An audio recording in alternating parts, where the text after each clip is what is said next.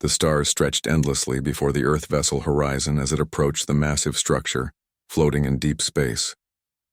Captain Jake Morrison stood on the bridge, watching the Galactic Council station grow larger on the viewing screen. It was called Nexus Prime, and it was bigger than anything humanity had ever built. The station looked like a silver flower with 12 petals, each one belonging to a different alien species. Jake felt the weight of his mission pressing down on his shoulders. He was the first human to officially meet with the Galactic Council, and Earth's future depended on how this meeting went. Behind him, diplomat Lauren Hayes checked her notes for the 100th time. Military strategist Ben Carter stood quietly near the weapons console, his face unreadable. Dr. Sophie Grant, the xenobiologist, kept looking at the alien station with wonder in her eyes. "Approaching docking port 7, announced the pilot. The horizon glided smoothly into the massive bay, surrounded by ships from a dozen different worlds. Some looked like living creatures. Others were geometric shapes that hurt to look at. One appeared to be made entirely of light. The docking process took 20 minutes. When the airlock finally opened, Jake led his team into a corridor that seemed to shift colors as they walked. The air smelled strange, like copper and flowers mixed together. Alien beings passed them in the hallways, some walking, some floating, some moving in ways that didn't make sense. A tall, insect-like creature waited for them at the end of the corridor. It stood nearly 8 feet tall with a body covered in dark blue armor plates. 4 arms hung at its sides, and its triangular head featured enormous compound eyes that reflected the light like black mirrors. When it spoke, a device on its chest translated the clicking sounds into English. "I am Korthax, High Chancellor of the Galactic Council. Follow me, humans." The council chamber was enormous. 17 different aliens sat in a circle around a central platform. Jake and his team walked to the platform and stood in the spotlight while hundreds of eyes, sensors, and other organs studied them. The silence felt heavy. Korthax moved to his seat, a throne-like structure that adjusted to his insectoid body. He touched a control panel, and a holographic document appeared in the air above the platform. It was covered in text that automatically translated to English. "Humanity has achieved faster-than-light travel," Korthax announced, his voice echoing through the chamber. "This makes your species eligible for membership in the Galactic Council. However, you are young and primitive. You have spent your entire existence fighting each other. Your planet is scarred by wars, pollution, and violence. You cannot be trusted with full independence." Lauren Hayes stepped forward, her diplomatic training keeping her voice calm. "We acknowledge our troubled past, but humanity has also shown remarkable growth. We've overcome—" "Silence," Korthax interrupted. "You will listen." He gestured at the holographic document. "These are the integration protocols. You will limit your military to defensive forces only. You will surrender 20% of your raw materials to the Council for distribution. You will accept Council advisors on Earth to guide your development. You will not expand beyond your current solar system without permission. These restrictions will remain in place for 200 of your years." The chamber remained silent. Jake felt anger building in his chest, but he kept his expression neutral. Ben Carter's hand tightened on his datapad. Sophie Grant looked shocked. 200 years, Jake said slowly. "You want to control Earth for 2 centuries. "We want to civilize you," said a different voice. This came from a creature that looked like living crystal, its body refracting light into rainbow patterns. "The Council has maintained peace across 17,000 star systems for 3,000 years. We know how to manage dangerous species. You will thank us eventually." Jake looked around the chamber at the assembled aliens. Some looked at him with pity, others with contempt. A few seemed indifferent. He thought about Earth, about the billions of people who had fought so hard to reach the stars. He thought about the wars his species had survived, the diseases they had conquered, the impossible challenges they had overcome. He stepped to the center of the platform and spoke clearly. "No." The chamber erupted in surprised sounds. Clicks, whistles, electronic pulses, and stranger noises filled the air. Korthax raised one of his 4 arms, and silence returned. "You refuse?" The insect's voice carried disbelief. "You are one species on one planet. The Council represents thousands of worlds and trillions of beings. You have no choice." "We always have a choice," Jake said. "And we choose freedom." He looked directly at Korthax. "Humanity has survived ice ages that should have killed us. We've fought wars that turned our continents into graveyards. We've created weapons capable of destroying our own world, and we chose not to use them. We've faced extinction a dozen times, and we're still here." He turned slowly, making eye contact with as many council members as he could. "We're not asking to rule anyone. We're not demanding territory or resources. We just want to be left alone to choose our own path. But I'm warning you now, all of you, do not try to force us. Do not threaten us. Do not mistake our desire for peace as weakness." Korthax's mandibles clicked rapidly, a sign of agitation. "This is foolishness. You have no idea what you're rejecting. The Council has ships that could turn your planet to glass. We have weapons your scientists cannot imagine. We have fought wars before your species learned to make fire." "Then you should understand," Jake said quietly, "that the most dangerous opponent is the one who has nothing left to lose. Earth will not bow. We will not surrender our freedom. If you come in peace and friendship, you will find no better allies. But if you come with chains and demands, you will learn why humanity survived when stronger species died." The chamber fell silent again. The crystalline being spoke, its voice like bells ringing. "You were given a chance to join civilization peacefully. Your arrogance will cost you dearly." "Maybe," Jake admitted, "but it will cost you too. That's my warning. Do not mess with Earth." Korthax stood, his full height imposing. "You have 30 of your days to reconsider. We will send a delegation to Earth. You will see the wisdom of accepting our guidance." His next words were cold. "Or you will see the consequences of refusing it." The meeting ended. Jake and his team were escorted back to the horizon in tense silence. As their ship pulled away from Nexus Prime, Lauren Hayes finally spoke. "You just threatened the most powerful alliance in the galaxy." Jake watched the station shrink in the viewing screen. "No, I warned them. There's a difference." He turned to Ben Carter. "When we get back, tell the president we need to prepare. They'll come and they won't be happy." The horizon jumped to faster than light speed, racing back toward Earth. Behind them in the council chamber, Korthax was already planning. The humans would learn their place, one way or another. 21 days after the meeting at Nexus Prime, the alien ships arrived at the edge of Earth's solar system.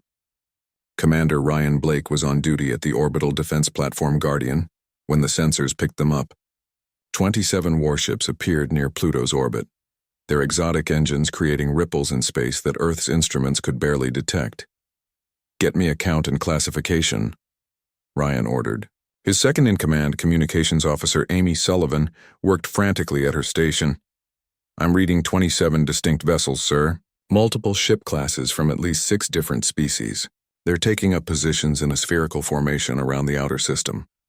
Amy's voice was steady, but Ryan could hear the fear underneath. "They're establishing a blockade."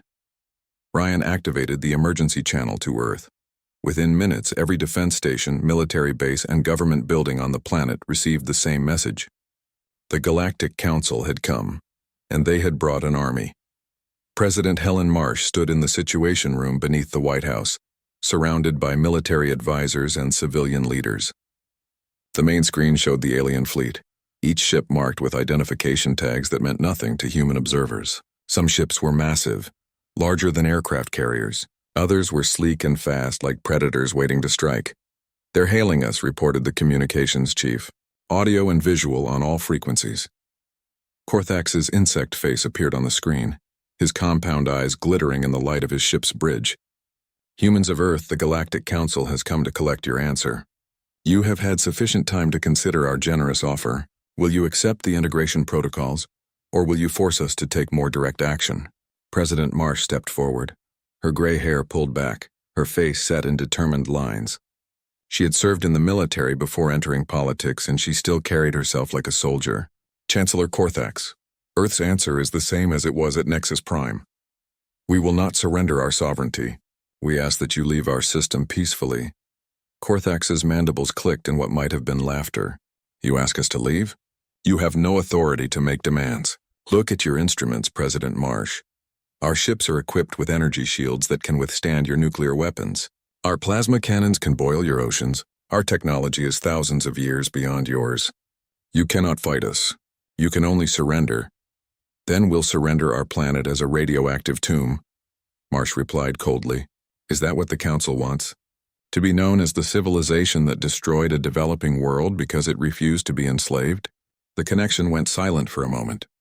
When Korthak spoke again, his voice was harder. You have 72 hours to reconsider. If you do not accept the protocols by then, we will disable your orbital infrastructure and occupy your space stations. Your planet will be cut off from the stars. You will become prisoners on your own world. This is not a negotiation. It is a fact. The transmission ended. The Situation Room erupted in dozens of conversations. Some officials argued for compliance, insisting that humanity couldn't win against such advanced technology. Others demanded immediate military action despite the odds. President Marsh raised her hand and silence fell. General Hayes, what are our options? General Victor Hayes, the chief of military operations, pulled up a tactical display. Madam President, in a conventional fight we'd lose. Their shields, weapons, and engines are all superior to ours. But we've been preparing for this since the Horizon returned. He highlighted several points on the display. We have advantages they don't know about. Explain, Marsh ordered. They've been at peace for centuries, Hayes said. Their military tactics are rigid, based on rules and protocols. They've been fighting pirates and smugglers, not organized resistance. We've spent 10,000 years fighting each other. We know warfare in ways they've forgotten. He zoomed in on the alien fleet. Look at their formation. It's textbook perfect, which makes it predictable. They're following a doctrine that assumes their opponents will do the same. President Marsh studied the display. You think we can beat them? I think we can make them bleed, Hayes answered. And if we hurt them badly enough, they might decide we're not worth the cost. The decision was made. Earth would fight. Jake Morrison was called back from his temporary retirement. The diplomatic mission was over, replaced by a military operation. He was given command of the Shadow, Earth's newest stealth reconnaissance ship. The Shadow was small, fast, and almost invisible to standard sensors. Its crew consisted of Jake as commander, pilot Chris Murphy, and engineer Lisa Grant. Their mission was simple but dangerous. Get close to the alien blockade, gather intelligence, and find weaknesses. The Shadow launched from a hidden base on the dark side of the moon. Using minimal power, they drifted toward the alien fleet, pretending to be space debris. It took 16 hours to get within scanning range. What Jake saw through the sensor readings both encouraged and worried him. They're powerful, Lisa reported, analyzing the data. But their formations are static. They're not running active patrols or varying their positions. They're just sitting there. Chris, who had been a fighter pilot before joining the space program, studied the tactical layout. It's like they expect us to line up and take turns shooting. There's no creativity in their deployment. Jake recorded everything. Ship positions, energy signatures, communication patterns, blind spots in their sensor coverage. After 6 hours of observation, the Shadow slipped away undetected. Back on Earth, Jake delivered his report directly to President Marsh and General Hayes. They're strong, Jake concluded, but they're predictable. They fight by rules we don't follow. The 72-hour deadline approached. On Guardian Station, Ryan Blake prepared his crew for what was coming. Amy Sullivan sent messages to her family on Earth, not knowing if she'd see them again. Across the planet, military units moved to defensive positions. Ships launched from hidden bases. Weapons were armed. Families huddled together, watching the news broadcasts that showed the alien fleet waiting in the darkness. Korthak sent a final transmission. Your time has expired, humans. We are moving to occupy your orbital facilities. Do not resist and no one will be harmed. Resist and the consequences are yours alone. The alien fleet began moving inward, their ships glowing with energy as shields activated and weapons charged. They moved slowly, confidently, like predators approaching cornered prey. President Marsh stood before the cameras, broadcasting to Earth and to the alien fleet. Her message was short. You were warned. You chose not to listen. Now learn what it means to threaten Earth. She gave the order. From behind the moon, from hidden positions among the asteroids, from camouflage stations on Mars's moons, Earth's forces launched their attack. Hundreds of small, fast ships poured out of hiding. Missiles by the thousands streaked toward the alien fleet. The orbital platforms activated weapons that had been disguised as communication arrays. The battle for Earth had begun. Ryan Blake watched from Guardian as the first wave of human fighters engaged the alien ships. The Council vessels immediately raised their shields and returned fire with plasma weapons that turned space itself into sheets of colored light. 3 human ships died in the first minute, vaporized by direct hits. But the human ships didn't retreat. They swarmed, using unpredictable flight paths that the alien targeting systems couldn't track. They fired from multiple angles, overwhelming the shields with sheer volume. One alien ship, struck by dozens of missiles simultaneously, saw its shields flicker and fail. Conventional explosives tore into its hull. First blood, Amy reported, her voice tight with tension. The battle raged for 6 hours. Earth lost 23 ships and 2 orbital platforms. But when the alien fleet finally withdrew to the outer system, 3 of their ships were crippled and drifting, 5 more showed significant damage, and the rest had burn marks on their hulls. Korthak stared at the damage reports, his mind struggling to process what had happened. The primitive humans had hurt his fleet. They had actually hurt his fleet. He sent an emergency transmission to the Galactic Council. They would need reinforcements. Many reinforcements. The Galactic Council's second fleet arrived 2 weeks after the first battle. Admiral Thex, a Morvani commander with 300 years of military experience, led over 100 warships into Earth's solar system. The Morvani looked like massive aquatic creatures, their bodies designed for water worlds but adapted for space through advanced biosuits. Thex was considered the finest tactical mind in Council space. He studied the reports from the first engagement with disgust. The humans had used chaos and unpredictability to confuse rigid tactical systems. They fought like animals with no regard for proper military doctrine. Thex would not make the same mistakes as Korthax. He would adapt, study, and crush this upstart species properly. The Second Fleet established a 3-layer defensive perimeter around Earth's solar system. No ship could enter or leave without passing through their blockade. Communication arrays were jammed. Supply routes were cut. Earth was isolated. On the planet below, President Helen Marsh convened her war council. General Victor Hayes stood before a holographic display showing the alien positions. The news was not good. They've learned from the first battle, Hayes reported. They're running active patrols, varying their formations and using advanced sensor nets. Getting close enough to strike will be much harder this time. Admiral Patricia Cross, commander of Earth's naval forces, added her assessment. We're running low on missiles and fuel. The blockade is working. If we can't break it soon, we'll be fighting with rocks and harsh language. President Marsh looked tired. The war was taking its toll on everyone. What about Operation Backdoor? Colonel Tracy Miles stepped forward. She was young for her rank, only 32, but she had proven herself in the first battle. It's ready, Madam President. But you know what it means. Anyone we send won't be coming back. Operation Backdoor was Earth's most desperate plan. Using experimental wormhole technology, small ships could jump directly to Council worlds and strike military targets. The technology was unstable. The jumps were one way. The crews would be stranded deep in enemy territory with no hope of rescue. I need volunteers, Marsh said quietly. People who understand they're on a suicide mission. Captain Kevin Ross raised his hand immediately. He was a test pilot used to dangerous assignments. Within hours, 50 more volunteers stepped forward.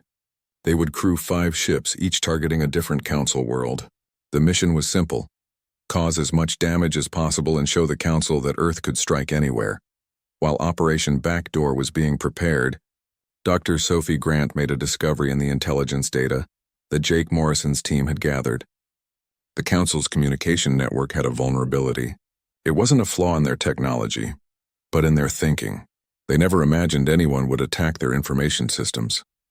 Working with cyber warfare specialist Nathan Reed, Sophie developed a virus designed to infiltrate Council networks. It wouldn't destroy their systems, that would be too obvious. Instead, it would inject false data, creating confusion and making their sensors report things that weren't there. It's beautiful, Nathan said, examining the code. They'll see ghost ships, false coordinates, phantom attacks. Their whole network will become unreliable. Jake Morrison was given command of the operation to deploy the virus.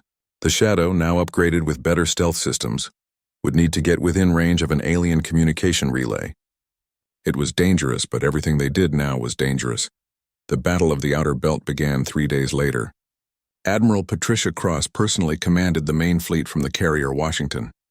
Earth had built the Washington in secret over the past 5 years, anticipating that first contact might not be peaceful.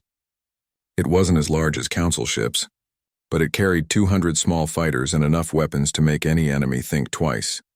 Cross's strategy was called the Swarm. Instead of trying to match the aliens ship to ship, Earth would overwhelm them with numbers. Hundreds of fighters, each piloted by humans willing to die for their world, would attack from every direction at once. The Council's superior technology couldn't target everything simultaneously. "All wings, this is Admiral Cross," she broadcast to the fleet. "Today we show them what Earth is made of. We show them that freedom is worth dying for. Attack pattern Delta, execute." The battle was chaos from the first second. Earth's fighters swarmed the alien fleet like angry insects, firing missiles, dropping mines, and using their ships as weapons when ammunition ran out. Captain Danny Rivers, a veteran pilot, rammed his fighter into an alien shield generator, overloading it and leaving the ship vulnerable. Lieutenant Karen West led a squadron through a gap in the alien formation, destroying a command ship before they could react. The aliens fought back with devastating plasma weapons and particle beams. Earth ships died by the dozens, but for every human ship destroyed, they took pieces of alien vessels with them, space filled with debris, making sensors useless for both sides. Commander Ryan Blake, still commanding from Guardian Station, coordinated the defense of Earth's orbital infrastructure. When a damaged alien cruiser tried to crash into Guardian, Ryan made a decision that saved thousands of lives and ended his own command. He evacuated most of his crew, then used Guardian's engines to intercept the alien ship. The collision destroyed both vessels, but Guardian's crew escaped in the final seconds. "This is Guardian Actual," Ryan transmitted as his escape pod tumbled through space. "The station is gone, but we hurt them. We hurt them badly." While the main battle raged, Jake Morrison guided the Shadow through the chaos. The stealth ship was invisible in the confusion, just another piece of debris among millions. They reached the alien communication relay, a massive satellite that coordinated fleet movements. "Deploying virus now," Nathan reported from the engineering station. "And we're away clean." The virus spread through the Council network like wildfire. Within minutes, alien ships were reporting attacks that didn't exist, seeing enemy vessels where there was only empty space. Their coordination fell apart. Ships fired at ghosts. Formations broke. The perfect military machine that Admiral Thex had built started falling apart. Far from the battle, Captain Kevin Ross and his backdoor team made their jumps. The wormholes opened like tears in space, swallowing the small ships and spitting them out light years away, deep in Council territory. Kevin's ship, the Vanguard, emerged in orbit around a major Virex military world. "All systems critical," reported navigator Beth Simmons. "We're running on fumes, but we're here." Kevin targeted the largest military installation on the planet below. "Make it count. Fire everything." The Vanguard's weapons, designed specifically for this mission, struck with devastating precision. Military factories exploded. Shipyards burned. The damage wasn't enough to cripple the world, but it was enough to send a message. Earth could reach any corner of Council space. The other backdoor teams struck simultaneously at different worlds. The Council's sense of invulnerability shattered. If humans could attack their home worlds, nowhere was safe. Back at the outer belt, Admiral Thex watched his fleet fall into disorder. The humans had corrupted his networks, attacked his coordination, and turned his own systems against him. His ships were more powerful, but they were fighting blind against an enemy who seemed to know his every move. "Admiral, we're taking heavy casualties," his second officer reported. "Recommend tactical withdrawal." Thex's pride screamed against retreat. He had never lost a battle. But pride wouldn't save his ships. He gave the order. The Council fleet pulled back, leaving behind wreckage from both sides. Earth had lost over 100 ships and countless brave people. But they had won. The mighty Galactic Council, rulers of thousands of worlds, had been forced to retreat by one stubborn planet. On Earth, President Marsh addressed the planet. Her face showed the strain of command, but her voice was strong. "We've proven we can defend ourselves, but this war can't continue. We're running out of time, resources, and people. We need to end this one way or another."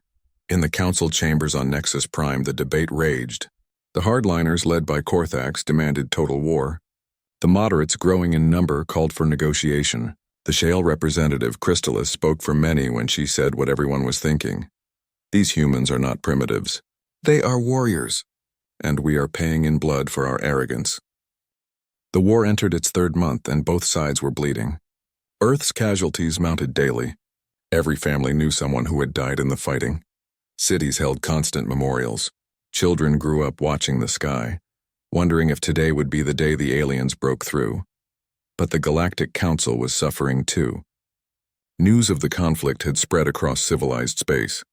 Member worlds questioned why so many resources were being spent to subjugate one primitive planet. Trade routes disrupted by the war caused economic problems, and the casualty lists from battles with Earth shocked populations that had known only peace for generations. Admiral Thex studied the situation from his flagship with growing frustration. The humans fought with a ferocity that made no logical sense. They sacrificed themselves without hesitation. They used tactics that violated every principle of civilized warfare. Worse, they were learning. Each battle showed human forces adapting, evolving, finding new ways to exploit Council weaknesses. Korthax arrived at the flagship to personally oversee the next phase of the campaign. The insectoid chancellor was furious at the continued resistance. "This ends now," he told Thex. "I'm authorizing the use of the Hammer Fleet." Even Thex was shocked. The Hammer Fleet consisted of 12 massive dreadnoughts, each capable of destroying a planet. They were the Council's ultimate deterrent, weapons so terrible that their mere existence had prevented wars for centuries. They had never been used in actual combat. "Chancellor, deploying the Hammer Fleet against a developing world will have severe political consequences," Thex warned. Many Council members already questioned this war. Using planet killers against Earth could fracture the Council itself. "Then it will be a lesson to any who think to challenge us," Korthax replied coldly. "The humans will surrender when they see the hammers, or they will die. Either way, this embarrassment ends." On Earth, Nathan Reed intercepted the Council's communications about the Hammer Fleet. The news sent shockwaves through the government. President Helen Marsh called an emergency meeting with her closest advisors. General Victor Hayes, Admiral Patricia Cross, Jake Morrison, and a dozen others crowded into the secure room. "We can't stop planet killers," General Hayes said bluntly.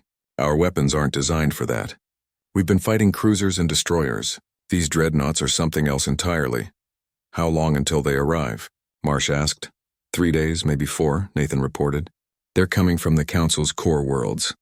They want this over." The room fell silent. Everyone understood what this meant. Earth had fought bravely, had bloodied the Council's nose, had proven humanity's courage. But courage didn't matter against weapons that could crack a planet like an egg. Jake Morrison spoke quietly. "We have one option left. Operation Last Word." Admiral Cross shook her head. "Jake, that's insane. You want to send the president into enemy territory with no guarantee of safety? They could kill her, take her hostage, or just ignore her completely." "They could," Jake admitted, "but they won't. The Council is fracturing. Their member worlds are questioning the war. Their moderate faction is growing stronger. If President Marsh goes to Nexus Prime herself, demands an audience with the full Council, and lays out the truth of what this war really means, we might force a political solution." "And if it doesn't work?" Marsh asked. "Then we die fighting," Jake answered. "But at least we die trying everything possible for peace." President Marsh was quiet for a long moment. Finally, she nodded. "Prepare a shuttle. I'm going to Nexus Prime." The news of the president's mission created chaos. Some called it brilliant diplomacy. Others called it suicide. But the decision was made. Lauren Hayes, who had served as Earth's diplomat since first contact, volunteered to pilot the shuttle. It would be a small, unarmed vessel broadcasting peaceful intentions on all frequencies. "You don't have to do this," Marsh told Lauren as they prepared to leave. "Yes, I do," Lauren replied. "I was there when Jake warned them. I want to be there when we make them listen." The shuttle launched from a hidden facility in Antarctica. It jumped to faster-than-light speed, racing toward Nexus Prime while broadcasting continuously. "This is President Helen Marsh of Earth, requesting emergency audience with the Galactic Council. We come unarmed and in peace." The Hammer Fleet received the message first. The dreadnought commanders were confused. Was this a trick? A distraction? Admiral Krell, the Hammer Fleet commander, contacted Korthax for instructions. "Let them come," Korthax said, seeing an opportunity. "We'll have their leader in our hands. The humans will have no choice but to surrender." But Crystalis, the Shale representative, had different ideas. She used her political influence to guarantee Marsh's safety.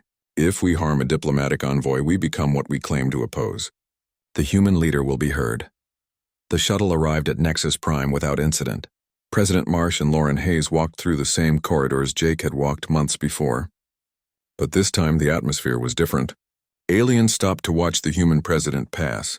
Some showed curiosity. Others showed respect. A few showed something like shame. The council chamber was full, every seat occupied. The debate over the war had become the most important issue in council history.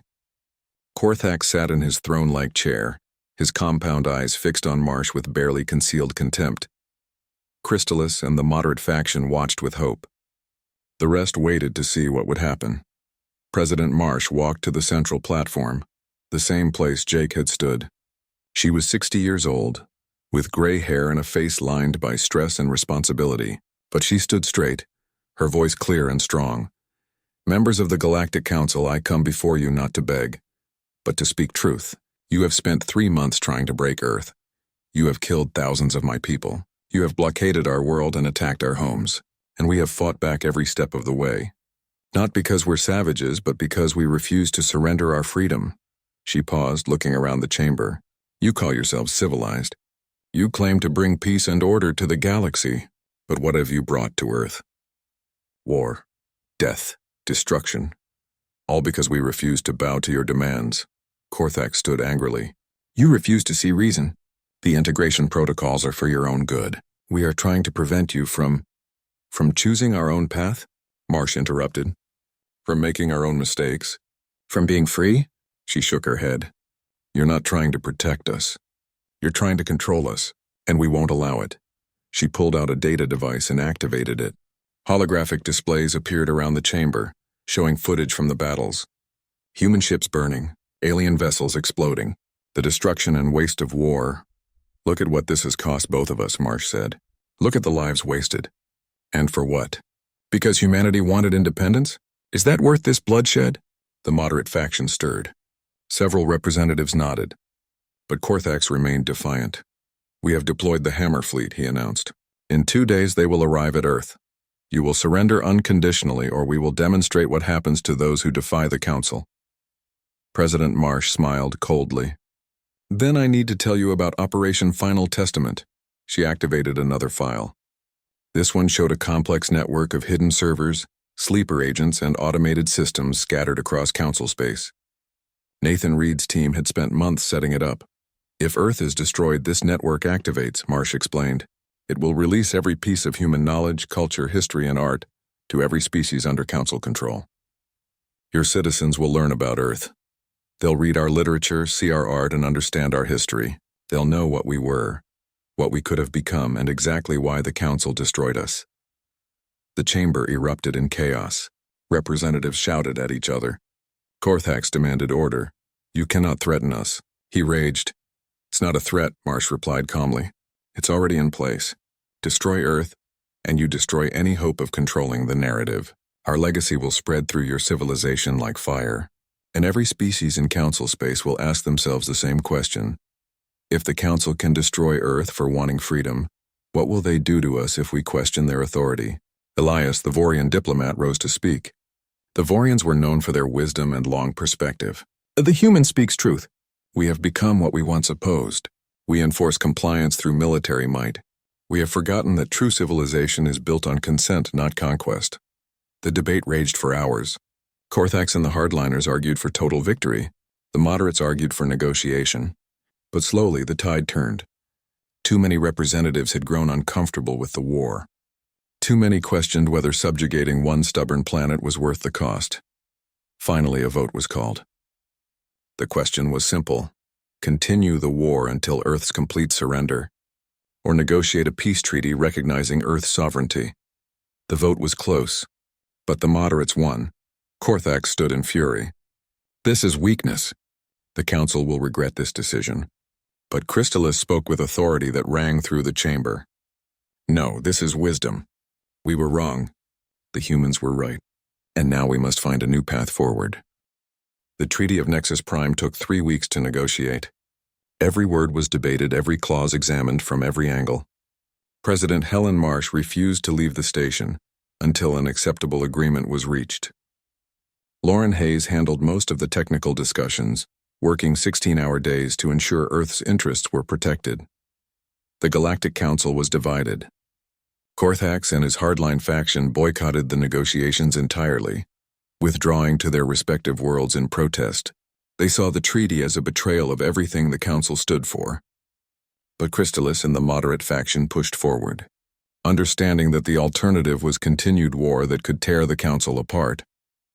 Jake Morrison arrived at Nexus Prime to assist with the military aspects of the treaty. Admiral Patricia Cross joined via secure communication, representing Earth's defense forces. The negotiations were tense, complicated by distrust on both sides. Earth demands full sovereignty, Marsh stated during one session. No restrictions on our military, no quotas on our resources, no limitations on our expansion. We will be treated as equals, or there is no treaty. The Vorian diplomat Elias considered this carefully. Equality is acceptable, but the Council has concerns. Earth has proven to be militarily aggressive and tactically innovative. Some members fear what humanity might do with unrestricted freedom. Then they should have thought about that before attacking us, Jake said bluntly. You came to our system with warships and threats. We defended ourselves. If the Council is worried about human aggression, maybe they should stop giving us reasons to be aggressive. Crystalis, her crystalline form shifting colors with her emotions, spoke softly. The human has a point. We created this situation through our own arrogance. We assumed we could dictate terms to a sovereign species. We were wrong, and we paid for that error in blood. The breakthrough came when Earth offered something unexpected. General Victor Hayes, speaking from Earth via hologram, made a proposal that surprised everyone. The Council's military has grown soft, Hayes said. You've had centuries of peace, which is admirable. But it's left you vulnerable. Your tactics are outdated, your crew's inexperienced in real combat. We've seen this firsthand. He paused. Earth is willing to share our military knowledge, our tactical training, our combat experience, our adaptive warfare doctrines, in exchange for full sovereignty and equal membership. The Council representatives were stunned. They had expected demands for reparations or territory. Instead, humanity was offering to help strengthen the very military that had attacked them. Why would you do this? Asked a Morvani admiral. We are your enemies. No, Marsh corrected. Korthax was our enemy. The Council was misguided. But we don't want to be surrounded by weak neighbors. If we're going to be part of this galactic community, we want it to be strong enough to maintain peace. Real peace, not just the absence of war because no one dares to fight. Admiral Thex, who had been quietly observing, spoke for the first time.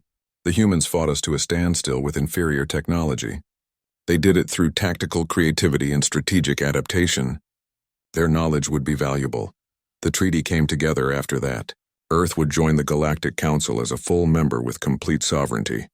No integration protocols, no restrictions, no limitations. In return, Earth would share military training and defensive technologies. Human officers would serve as advisors to Council forces, teaching them the lessons learned from 10,000 years of human warfare. There were other provisions. The Council would pay reparations for the damage caused during the war. Trade agreements were established. Cultural exchanges were planned. Both sides agreed to a permanent peace and mutual defense pact. When the treaty was finally signed, President Marsh stood before the Council one last time. We didn't want this war. We warned you it would be costly. But I hope that from this conflict comes understanding. Earth is ready to be your partner, your ally, your friend, but we will never be your subjects. The signing ceremony was broadcast across both Earth and Council space. Reactions were mixed. On Earth, celebrations broke out in every major city. Humanity had fought the galaxy and won its freedom. But the celebrations were tempered by grief for those who had died in the fighting. In Council space, the response was more complicated. Some worlds celebrated the peace, relieved that the costly war was over. Others felt humiliated by the treaty, believing the Council had surrendered to a primitive species. Several member worlds began demanding reforms, questioning other aspects of Council governance. Korthax remained in self-imposed exile, refusing to accept the treaty's legitimacy. He predicted that allowing Earth full membership would lead to disaster. The humans are dangerous, he transmitted to his remaining supporters. Mark my words, they will disrupt everything we have built. 6 months after the treaty signing, Jake Morrison stood on the observation deck of the rebuilt Guardian Station. The new station was larger than the original, built as a joint Earth Council facility. It symbolized the new relationship between humanity and the wider galaxy. Admiral Patricia Cross had taken command of Guardian. The station now hosted officers from a dozen different species, all there to learn from Earth's military experts. It was strange seeing former enemies working side by side, but the cooperation was genuine. Lauren Hayes joined Jake at the viewport. She had returned to Earth briefly after the treaty, but couldn't stay away from space. She had accepted a position as Earth's permanent ambassador to Nexus Prime. Heard from the frontier? Jake asked. Lauren nodded. 3 council worlds have implemented democratic reforms in the past month. 2 more are considering it. The Shale are calling it the human effect. Our example is spreading. Jake watched Earth turn slowly in space below them. The planet still showed scars from the war. Orbital debris had been cleared, but the memory remained. Monuments had been erected to honor the fallen. Every city had memorials where families could remember their lost loved ones. Was it worth it? Lauren asked quietly. It was the question everyone asked themselves in quiet moments. Jake thought about Commander Ryan Blake, who had sacrificed Guardian Station to save thousands of lives. He thought about Captain Kevin Ross and his backdoor team, stranded in council space, probably dead.